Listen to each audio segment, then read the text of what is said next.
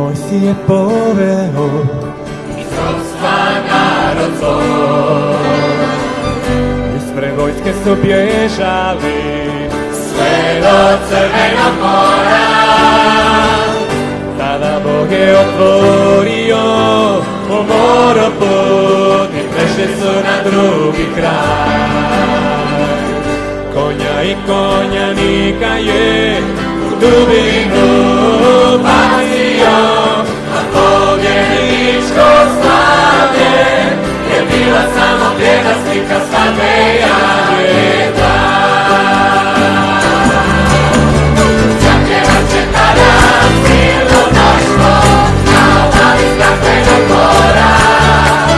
Pjesmu sluge Božje vojsija i pjesmu Janjeva.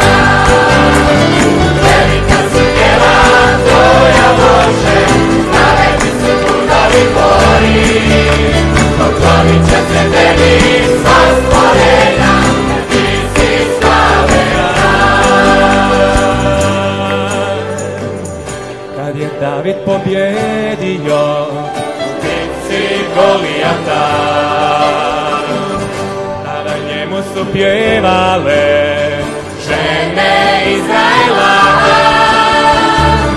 kad su Isusu klicali Hosana, sinu Davidovu.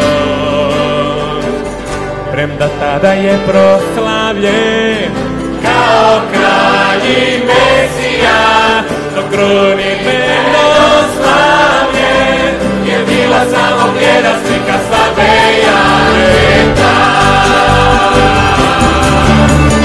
Zapjevat će tada silno mnoštvo na obali Crvenog mora.